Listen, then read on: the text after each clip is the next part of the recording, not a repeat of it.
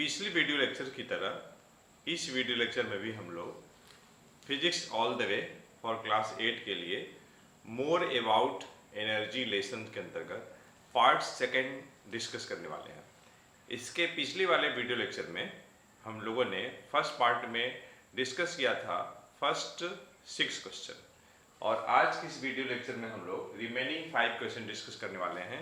More about energy में total 11 numericals हैं। तो पहले 6 न्यूमेरिकल ऑलरेडी हम लोग डिस्कस कर चुके हैं more about energy part 1 video lecture में। आज के इस वीडियो लेक्चर में मतलब पार्ट 2 में हम लोग रिमेनिंग 5 डिस्कस करते हैं। तो चलिए हम लोग एक एक क्वेश्चन करके स्टार्ट करते हैं। ऑलरेडी आप देख रहे होंगे कि व्हाइट बोर्ड पे 5 क्वेश्चन लिखा हुआ है। तो ठीक है, ये देखिए क्वेश्चन नंबर 7 पहले करते हैं। ये देखिए पार्ट 1 का काम हो चुका है, तो मैं यहाँ पे पार्ट 2 कर देता हूँ, और ये हो गया आपका क्वेश्चन नंबर 7 से हम लोगों को डिस्कस करना है क्वेश्चन नंबर 11 तक। तो फिर इसका काम ओवर हो गया, स्टेज थोड़ा मिल गया। Question number 7, a work of 5000 joule is done on an object of mass 100 kg to lift it to a certain height। कोई ऑब्जेक्ट है, मान लीजिए कोई ऑब्जेक्ट है, जैसे हमारे पास कोई ऑब्जेक्ट है, मान लीजिए कुछ भी, मान लीजिए मैं इसी को ऑब्जेक्ट ले रहा हूँ, इसको सर्टेन हाइट तक रेज करने में, लिफ्ट करने में, सपोज कर लीजिए इस ऑब्जेक्ट का मास कितना है, 100 kg है। इसको सर्टेन हाइट तक लिफ्ट करने में जो वर्क डन हो रही है वह है आपका 5000 जूल।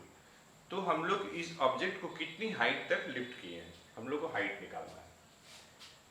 तो ठीक है, हमारे पास वर्क डन दिया हुआ है जो कि 5000 जूल है, और देखिए हमारे पास मास दिया हुआ है जो कि 100 kg है, और हम लोगों को निकालना है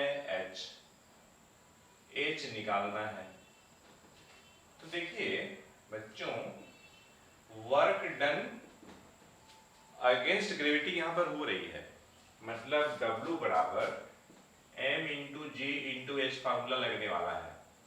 m ऑब्जेक्ट का मास है, g acceleration due to gravity है, और h आपका हाइट है। वह हाइट है जितना ऑब्जेक्ट को ऊपर की तरफ लिफ्ट की जा रही है। अब देखिए इसमें यहां पर g की वैल्यू नहीं है, तो g हम लोग एज्यूम कर लें 10 न्यूटन पर KG.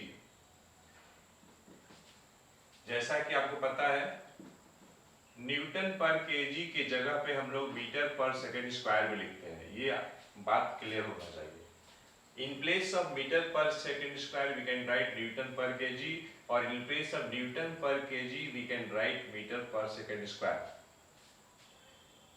as a unit of acceleration। तो देखिए हमें यहाँ पे h चाहिए, तो h बराबर हो जाएगा W बाई m इंटू जी हो जाएगा। अब देखिए आपका जो वर्क है 5000 जूल है, और मास है आपका 100 kg, 100 kg है, और इंटू ये हम लोगों ने न्यूटन पर केजी ले लिया है कैलकुलेशन को इजी बनाने के लिए। बात को समझिएगा, g की वैल्यू नहीं दिया है तो आप स्वतंत्र हैं, 9.8 मीटर पर सेकेंड स्क्वायर भी ले सकते हैं, 10 मीटर पर सेकेंड स्क्वायर भी ले सकते हैं, और हमने मीटर पर सेकेंड स्क्वायर के लिए न्यूटन पर केजी लिया हुआ है। अब देखिए 5000 जूल के जगह पे हम न्यूटन मीटर लिख सकते हैं। अब ये हो जाएगा आपका 100 इंटू 10, तो 1000 हो जाएगा। केजी पर केजी कैंसिल, तो ये न्यूटन आएगा यहाँ, न्यूटन न्यूटन कैंसिल। अब देखिए 3 जीरो, यहाँ से भी 3 जीरो, तो आपका आंसर आ जाएगा 5 मीटर। अगर आप g की वैल्यू 9.8 लेंगे तो 5 मीटर से अलग कुछ आंसर आएगा। 5 मीटर से थोड़ा ज़्यादा आएगा, वो आप चेक कर लीजिएगा। मैं कैलकुलेशन को इजी बनाने के लिए मैंने 10 ले लिया है। या तो फिर क्वेश्चन में जो दिया रहता हम लोग उसको लेते, क्वेश्चन में तो कुछ दिया है नहीं जी की वैल्यू, तो हमने ले लिया है 10 मीटर पर सेकेंड स्क्वायर। इस तरीके से हम लोगों ने क्वेश्चन नंबर फर्स्ट कर लिया। चलिए मैं इसको साथ में अरेंज भी कर दे रहा हूं, थोड़ा बहुत कुछ स्पेस मिल जाएगा। तब तक आप क्वेश्चन नंबर सेकंड पढ़िए और उस क्वेश्चन को पढ़ने के बाद कुछ प्लानिंग करिए कि क्या होगा, कैसे होगा, क्या क्या उस क्वेश्चन में दिया हुआ है।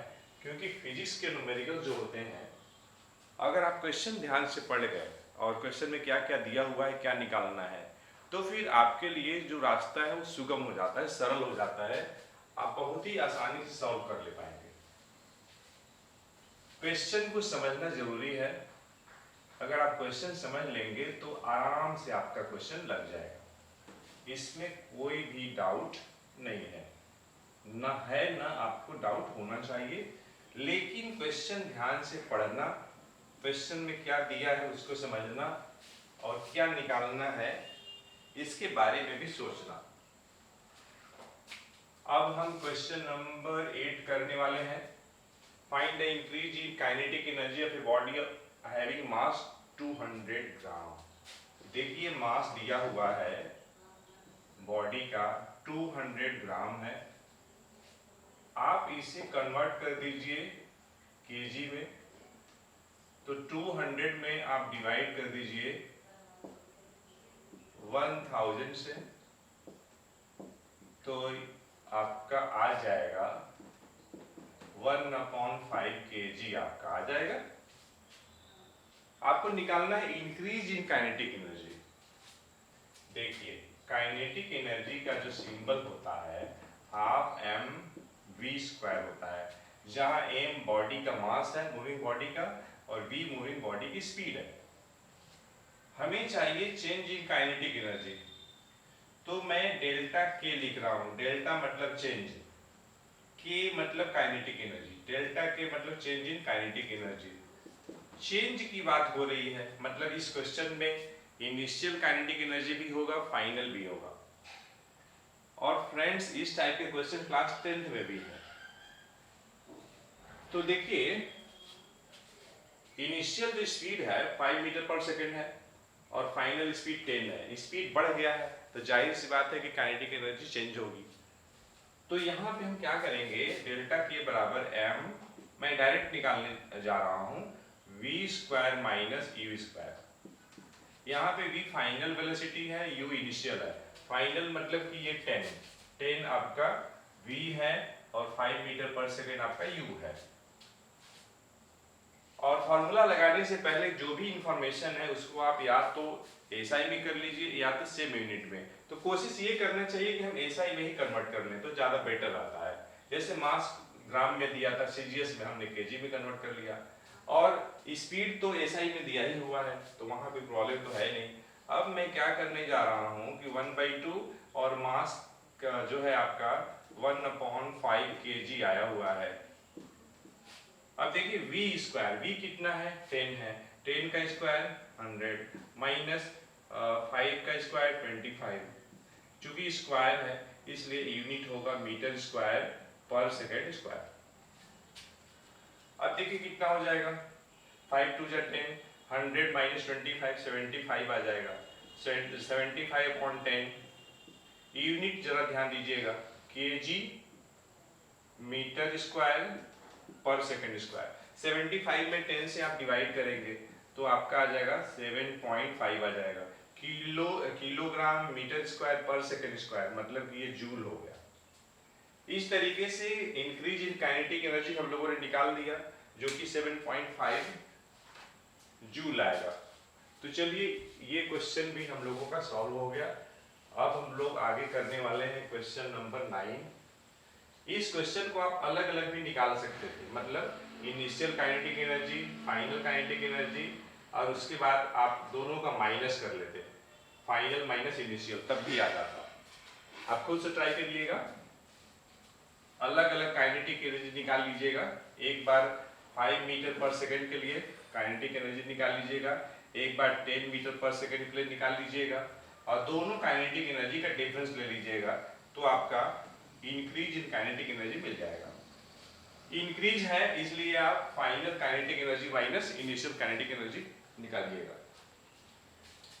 अब मैं क्वेश्चन नंबर 9 करने वाला हूं।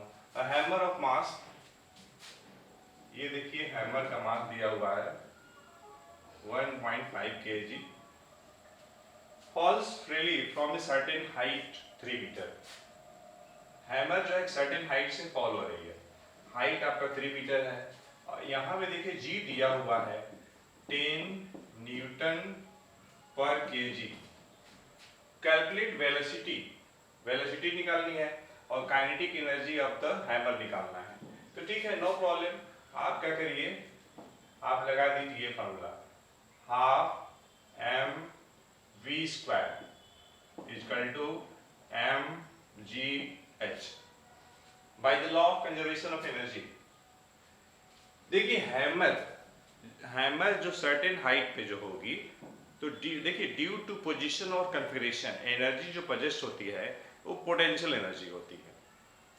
तो हैमर सर्टेन हाइट पे है तो उस समय उसके पास क्या है, पोटेंशियल एनर्जी है, और जब ही हैमर रिलीज होगा तो उसकी जो पोटेंशियल है that will be start converted into the kinetic energy. तो हम क्या कर रहे हैं, पोटेंशियल एनर्जी को मैं इक्वेट कर दे रहा हूं, किससे, काइनेटिक एनर्जी से। यहाँ पे देखिए एम एम कैंसिल हो गया तो हमें मिल जाएगा वी स्क्वायर बराबर हमें मिल जाएगा 2gh मिल जाएगा। ये मैं पहला पार्ट कर रहा हूं। अब देखिए यहाँ पर हमें g मालूम है 10 और ये देखिए h भी 3 मालूम है, तो ये आपका आ जाएगा 60 आ जाएगा। ये है आपका v स्क्वायर, तो v क्या हो जाएगा, v हो जाएगा आपका 2√15 और ये यूनिट जो है मीटर पर सेकंड हो जाएगा, क्योंकि सभी जो डेटा है वो SI में है। आप √15 की स्क्वायर रूट निकाल करके 2 से मल्टीप्लाई कर दीजिएगा, जो भी आएगा मैं यहीं पे छोड़ दे रहा हूं आपके लिए। अब देखिए सेकेंड पार्ट, सेकेंड पार्ट में हम लोगों को देखिए काइनेटिक एनर्जी निकालनी है। काइनेटिक एनर्जी बराबर क्या होता है, तो हाफ एम वी स्क्वायर होता है, बिल्कुल सही बात है, हाँ हाफ एम वी स्क्वायर होता है। और ये किसके बराबर होगा, ये होगा एम जी एच के बराबर होगा, ठीक है, क्योंकि देखिए हम लोगों को मास मालूम है, जी मालूम है, एच मालूम है। अब देखिए एम कितना है, एम है आपका 1.5 kg और g है आपका 10 न्यूटन पर kg और हाइट है आपका 3 मीटर। देखिए kg पर kg कैंसिल, न्यूटन मीटर जूल हो जाएगा, 1.5 इंटू 10 करेंगे 15 हो जाएगा। तो इस तरीके से आपका आ जाएगा 45 जूल आ जाएगा आंसर। इसका जो आंसर है क्वेश्चन नंबर 9 का 45 जूल आ जाएगा। तो इस तरीके से हम लोगों ने क्वेश्चन नंबर 9 भी कर लिया। तो थोड़ा हम लोग स्पेस बना लें, 9 को भी हटा दें, 9 को भी इरेज कर दें तो थोड़ा जगह मिल जाएगा। तो 9 को ही हटाना है ना, हटाने में क्वेश्चन नंबर 10 भी हट गया। तो यहाँ पर देखिए थोड़ा सा हटा है मीटर पर सेकेंड, मैं इसको थोड़ा सही कर दे रहा हूँ। यहाँ पे देखिए ये F जो है फाइंड और ये मीटर पर सेकेंड, चलिए सही हो गया। और अभी तो थोड़ा मिटाना रह ही गया, इधर से इरेज करना बाकी रह गया।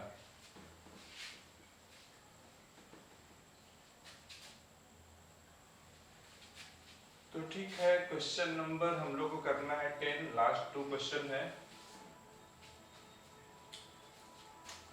देखिए क्वेश्चन नंबर 10 करते हैं हम लोग।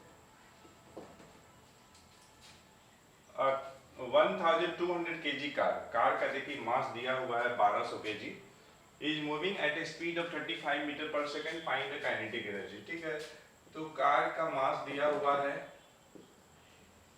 1200 kg और देखिए उसका स्पीड दिया हुआ है 35 मीटर पर सेकेंड। हम लोगों को निकालना है kinetic energy. Kinetic energy purchased by the car, kinetic energy purchased by the car, जो निकालना रहता है क्वेश्चन मार्क लगा दीजिए। तो देखिए K बराबर क्या होता है, हाफ एम वी स्क्वायर होता है।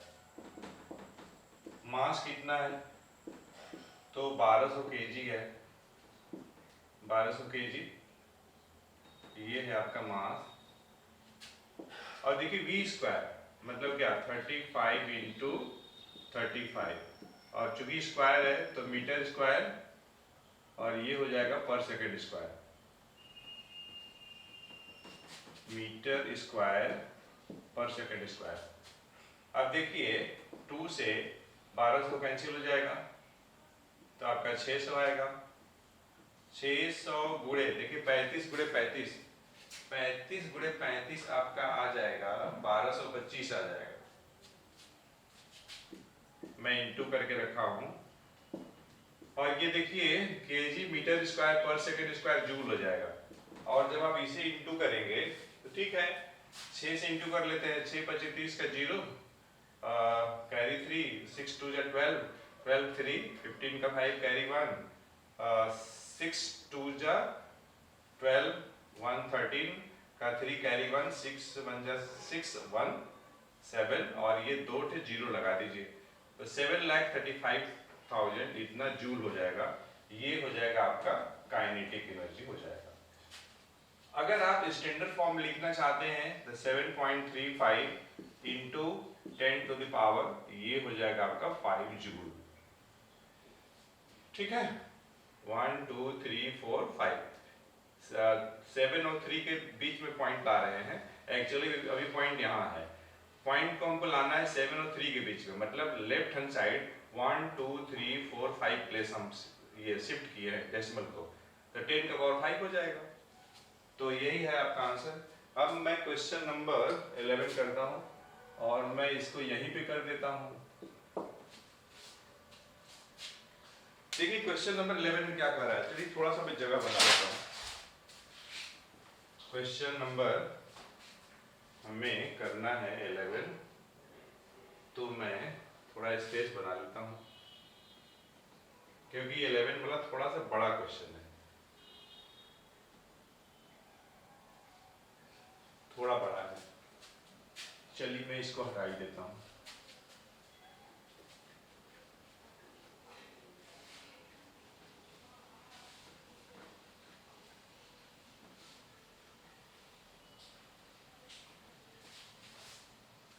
तो अब देखिए क्वेश्चन नंबर 11 करना है हमें। इसमें देखिए मास दिया हुआ है, मतलब ऐसे सिंबलिक फॉर्म में है। वेलोसिटी दिया हुआ है, कितना है, वेलोसिटी है आपका 5 मीटर पर सेकेंड। मतलब ऐसी ऑब्जेक्ट जिसकी मास m है, वेलोसिटी 5 मीटर पर सेकेंड है, उसकी काइनेटिक एनर्जी 35 जूल है। उस ऑब्जेक्ट की काइनेटिक एनर्जी कितनी है, 35 जूल है। कोई ऑब्जेक्ट है जिसका मास m है और उसकी स्पीड 5 मीटर पर सेकेंड है, तो उस ऑब्जेक्ट के पास जो काइनेटिक एनर्जी है 35 जूल है। यही इंफॉर्मेशन है हमारे पास।